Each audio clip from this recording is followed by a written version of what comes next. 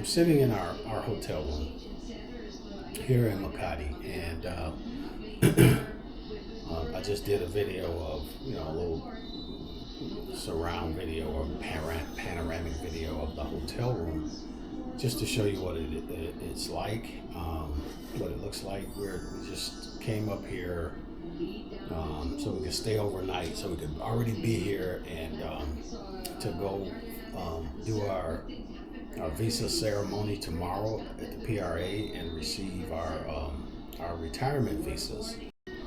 With this retirement visa for us, we can stay as long as we like, and we can come and go when we please, without having to do that. And the only thing that we have to do is, like, I believe it's once a year, but I'll find out for sure tomorrow when we pick up our visas. But I think it's once a year. We pay like something like $30, or it might be $10. So I don't know, something ridiculously low like that. Once a year, just to update our ID cards. The PRA yet, and the PRA, which is the agency we went through to get our visas, it stands for Philippine Retirement Agency, and the SRRV is, I forget what the S is for, but it's a residential retirement visa. So they offer it to people over 50 years old that are expats that want to come here and stay. You have to have a certain amount of income, and depending on what type, there are 3 or 4 types of the visas. Anyone that veterans that have served in the military for the U.S., I believe Australia, I think the U.K. and Canada, and maybe a few other countries. Because we have a good rapport, our country has a good rapport with them. That all you have to do for this visa is you got to do all the paperwork, you got to jump through all the hoops. There's a lot of little details that you have to make sure you take care of, but it doesn't cost a lot.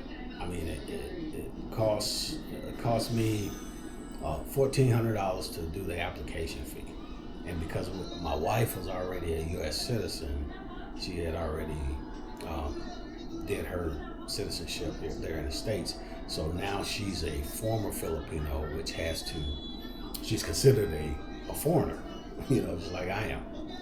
So for now, we just went on ahead and paid an extra $300 for her application fee under the spousal application, and then we had to put $1,500 in a bank account here in the Philippines. That stays there as long as we want to remain permanent residents here. And at any point, if we decide we want to leave this country and vacate our visa, then we can get the money back. It sits into in a savings account in the bank until that either that happens, or there are a couple other instances that you can use it for. One of them, I think, is if you build or buy a home here. Is that God has really blessed us.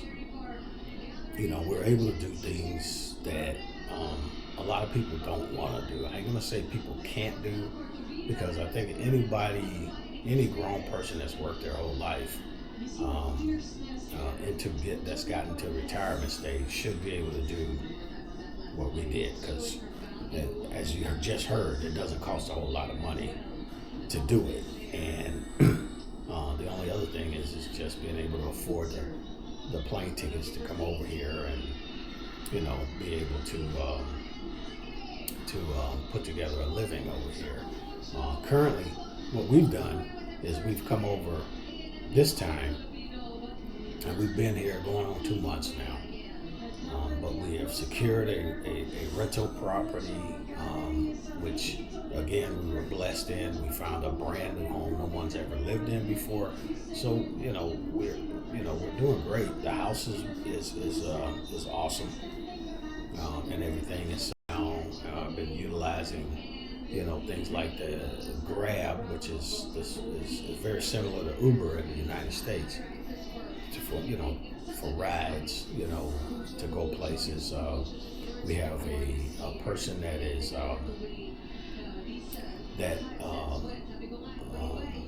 that drives us to like some of the low, like she drove us here today. She drives us to, like, we went to Gai Tai for our vacation there. She took us there, and so she's just been there for us.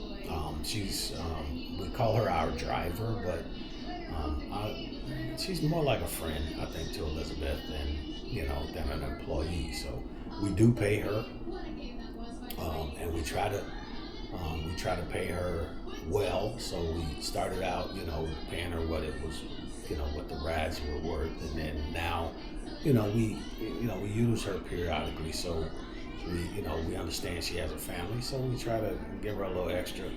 And believe me, it's really affordable. I'll give you an idea. So we took an Uber today to go over to the shopping mall after we got up here to Makati. I think it cost me like $1.87 for the ride. So I ended up tipping the guy another $1. That was my wife. She's down in the restaurant wanting to know if I want to come down and eat. I'm so tired from walking around that doggone shopping center for those how many hours that I am not hungry. Not at all. I would like to ask you to please like and share this video. And come back and see us again. Oh, and if you haven't done so, subscribe. So if you subscribe, you'll get a notification anytime I upload a new video. So that's it. See ya. Peace out.